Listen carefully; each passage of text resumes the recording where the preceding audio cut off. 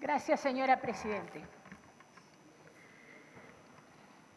Es difícil resumir 50 años de militancia en 20 minutos y de principios y de valores que se manejaron desde el 71 y lo vamos a dejar por ahí por ahora. Pero es eso lo que nos pasa los que venimos de otro pasado, valga en cierta manera la redundancia. No es la primera vez que acudo al principio de que cada uno evidentemente construye su concepción ideológica teniendo en cuenta todo a lo largo de la vida, excepto que persiga ventajas personales, de las cuales hay muchos, en todos los partidos. Quiero hacer solo una aclaración previa, señor Presidente, porque no me gusta que se falte a la verdad histórica. Cuando el Frente Amplio se cayó la boca en el 2000, en el 2002, cuando teníamos el problema de la crisis, fue porque precisamente Astori, el contador Astori, al cual le tenemos un enorme respeto intelectual y político, como a todo el mundo, que hoy ocupa justamente la suplencia el diputado propinante, estaba colaborando con el gobierno para salir de la crisis y el expresidente Vázquez estaba apostando al default. Entonces no podía hablar en Frente Amplio. Yo estaba en el Frente Amplio, así que a mí ya me la cuenta. Otra cosa que escuché, lo acabo de escuchar por el diputado propinante, pero ya lo vengo escuchando desde otras intervenciones, es presumir que la coalición de gobierno está utilizando estos mecanismos porque es débil. No se adjudican intenciones, no se falsea la realidad. Por una razón muy sencilla, porque la coalición de gobierno tiene un modelo de país, puede tener diferentes apreciaciones puntuales sobre algunas soluciones, pero tenemos un mismo modelo de país. Queremos un Estado republicano, democrático, de libre mercado, con control del Estado, pero con un Estado absolutamente eficiente y que efectivamente proteja a los más vulnerables, palabra que ya me está cansando bastante, y estoy de acuerdo con mi colega, la diputada y ahora senadora, gracias a su esfuerzo, Gloria Rodríguez, fueron vulnerados en realidad. En consecuencia, que quede claro que nosotros no necesitamos mecanismos de voto por orden, ni imposición de decisiones, ni como se le llama, condiciones de unión, qué sé yo, muchas cosas que son muy nuevas en el Frente Amplio. Porque sí, el Frente Amplio no tiene un mismo modelo de país. Entonces, son previas porque no va al fondo del asunto, pero lo quiero aclarar porque no fuimos nosotros los que planteamos estas cosas y recibimos sistemáticamente en los medios, en los opinólogos, en los politólogos, que en realidad cada vez se les cae más, a muchos de ellos, el velo de la imparcialidad. Y bueno, sí duele la derrota, duele. Sí duele la derrota.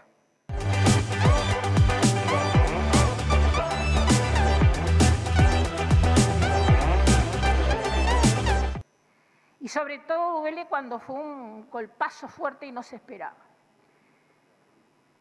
Yo lo que pretendía, señora Presidente, era que el Frente Amplio, no por temas personales, por temas ideológicos, sí, claro, como lo dijo el senador Vergara, es un problema ideológico, sin ninguna duda. Ahora, eso sí, nosotros no ponemos la ideología, nuestro pensamiento político por encima del ordenamiento jurídico, ni defendemos dictaduras, ni nos abrazamos a narcoestados, y después a la interna del país ofendemos a los políticos que son gobierno y mucho tiempo fuimos oposición. Yo fui las dos cosas.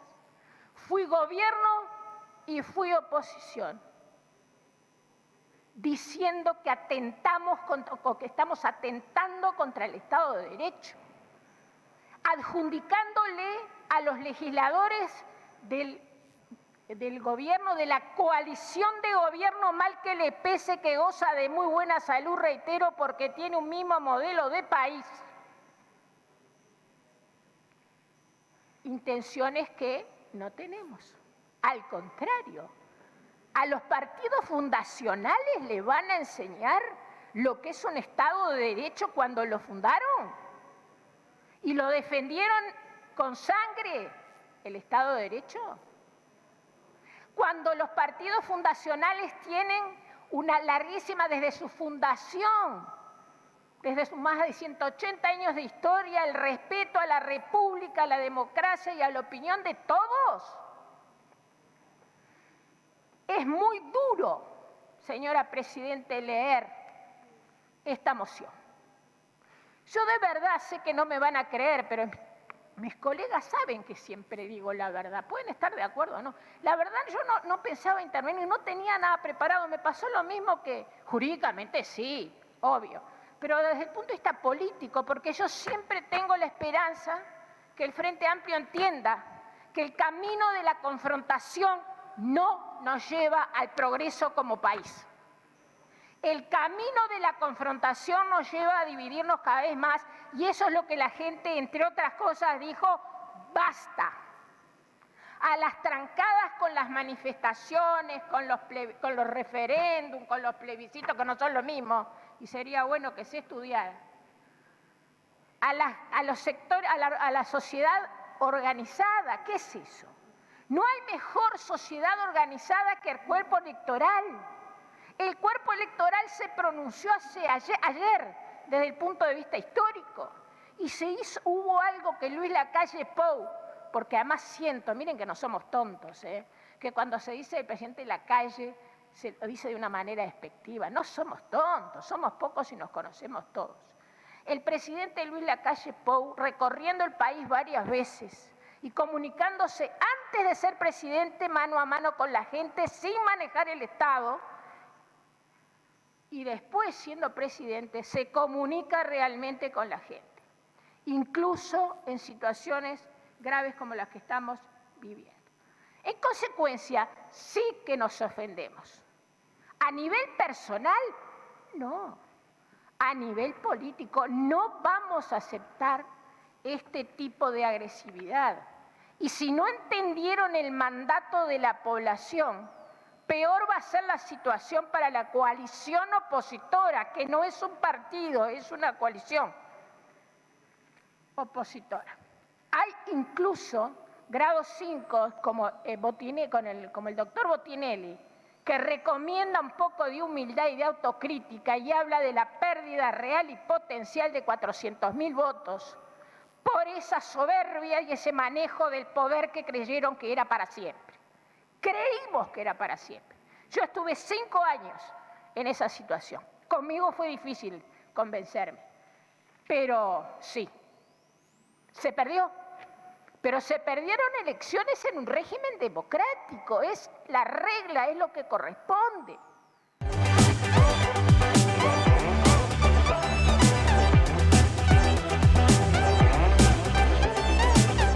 Abran las cabezas, colegas de la coalición opositora. No acusen sin fundamentos. La gente está cansada de los eslóganes, cansada de las manifestaciones que ya ni van, cansada de que no haya propuestas concretas, porque la gente no es tonta. Durante 15 años, mientras hubo bonanza económica, la gente creyó un relato, pero no es ahora con la pandemia. Ya estamos advirtiendo a partir del 2012 en adelante que el relato se está cayendo, se cayó, lo dijimos N veces en la Cámara de Diputados, y acá hay colegas que estuvieron conmigo en la Cámara de Diputados ya que recuerdan otras cosas que dije. Esto es un relato. La pobreza no se mide por el ingreso. La pobreza no son los 13.500 pesos que ahora son 15.000 y pico que somos clase media según el Ministerio de Economía anterior. La pobreza es la marginalidad cultural. Vaya si es urgente tomar decisiones en educación. Desde la década de los 90, el Frente Amplio desde la oposición y después desde el gobierno, por sus problemas internos, que lo conozco muy bien y no me interesa entrar, que se arreglen en la coalición opositora, trancaron todo tipo de reforma educativa y por eso tenemos los resultados que tenemos. Y lo que es peor, con la bandera de los pobres, con la bandera de los más desfavorecidos, los convirtieron en más pobres que nunca en el Uruguay.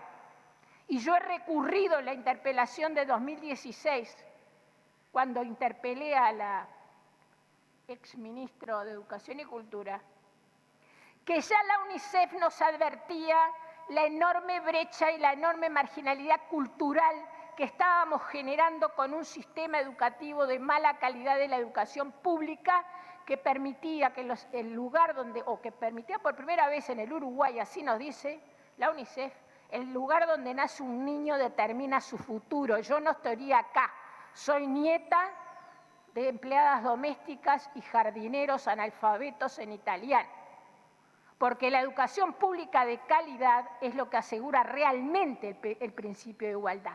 El resto es igualitarismo, que es lo que le sirve a los regímenes populistas, igual que las políticas sociales que se implantan desde la carencia, desde la falta de confianza en el individuo, porque el Uruguay siempre confió en el individuo. A mí me molesta y más se molestarán los vallistas, y serán ellos los que lo digan, pero todos hemos estudiado historia, porque el vallismo nunca atentó contra la libertad del individuo. En cambio, ahora estamos aburridos de los colectivismos, de los colectivos, de todo lo que es masa. No, necesitamos seres pensantes. La gente solamente sale adelante cuando se le empoderan los derechos que tiene. Eso es liberalismo. Sí, señores, que nada tiene que ver con el liberalismo económico. Ahora, yo me pregunto, el equipo de gobierno económico, de acá tenemos un representante, no lo quiero aludir a nivel personal, pero a ver, ¿qué políticas aplicó? No quiero cometer el mismo error de la senadora Cose, no es una alusión, pero que se salió de tema, claramente. Pero es necesario contestar esta declaración de guerra. Esto es una declaración de guerra, señora Presidente, no es una moción pidiéndole al gobierno que cambie de postura en cuanto a la declaración de urgente consideración. Se nos imputan delitos gravísimos, de atentados al Estado de Derecho, de atentado a la separación de poderes, delitos. ¿Cómo quieren negociar así? Se terminaron las mayorías absolutas, señora Presidente. Se terminó el periodo de gobierno con criterio de partido único, a los cuales muchos están acostumbrados, porque defienden los regímenes de partido único, quedan pocos. Ahora todavía parece que se les murió el líder de Corea del Norte. ¡Basta, señores! ¡Basta, basta, basta! Entonces, no pongan estos disparates que pusieron en esta moción, porque realmente es romper los puentes antes de tenderlos. Yo quiero, señora Presidenta, hacer algunas referencias jurídicas porque uno es abogado, simple abogado, ¿eh? Yo nunca me adjudiqué la condición de jurista, ni muchísimo menos, también lo dije en la Cámara de Diputados varias veces. No manoseen los nombres de los constitucionalistas, porque, a ver, Martín Risso, que es un constitucionalista actual, porque está bien citar a los grandes, a Casinelli, por favor, lo citaremos hasta que nos muramos, pero bueno, y ya me quedan 5 minutos, voy a tratar de terminar, dice claramente, porque le preguntaron sobre esta ley, las leyes de declaración de urgente consideración no requieren ninguna situación de emergencia previa. Y dice Martín Risso, textual, no manoseen la Constitución por argumentos políticos. Lo dice Martín Risso. Eduardo Esteva, que es actualmente el presidente de la sección Uruguay del Instituto Iberoamericano de Derecho Constitucional, dice claramente que todas las manifestaciones, y se dedica especialmente a la del Partido Socialista, que es una declaración, dice, es no es jurídica, es política.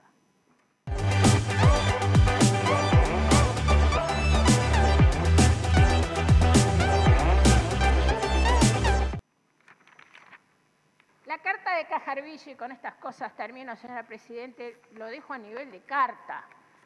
Me gustaría que Cajarville se escribiera como escribía antes, que todos estudiamos con él, pero si leemos la carta, se refiere a cosas muy anecdóticas, incluso habla, antes de que la ley fuera presentada, hace presunciones. Y las declaraciones de mi querido Corseñac, que fue profesor nuestro, son políticas. Acá tengo la versión de una entrevista que se le hizo en Perspectiva, en el programa de Perspectiva, y hace también referencias a la coalición, a que nosotros en realidad estamos detrás de este proyecto porque la coalición va a reventar en los... Dice así textualmente, cosa que me llama la atención, conociendo a Corseñac, que use esas expresiones. Entrevistas en Radio Uruguay del 19 de febrero del 20. Yo tengo la versión escrita porque hicimos mediante la taquigrafía lo hicimos.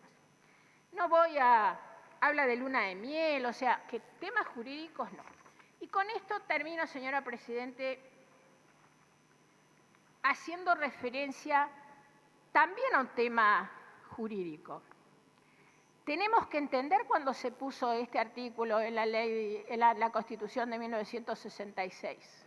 Salíamos de un régimen colegiado y el Uruguay se resistió siempre mucho al presidencialismo puro. Y está bien, ¿saben cómo se resolvió en la Argentina?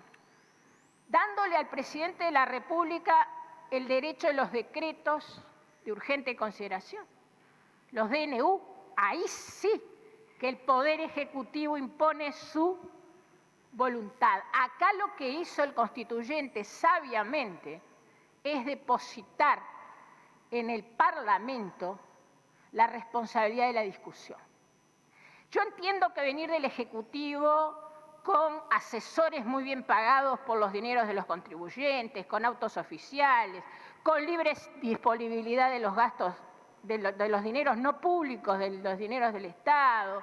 Es difícil, ahora hay que remarla en el Parlamento. El Parlamento uruguayo es austero, pero la remamos y estudiamos y es lo que tenemos que hacer.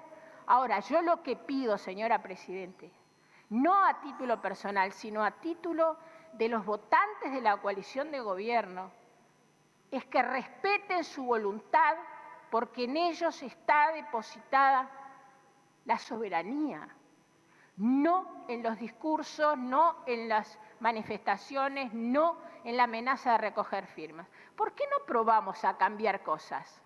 Porque el Uruguay desde la década de 60, señora Presidenta, está repitiendo las mismas cosas. Y de pasar de ser uno de los países con mejor nivel de vida y de pasar de ser uno de los países con mejores niveles en muchas cosas,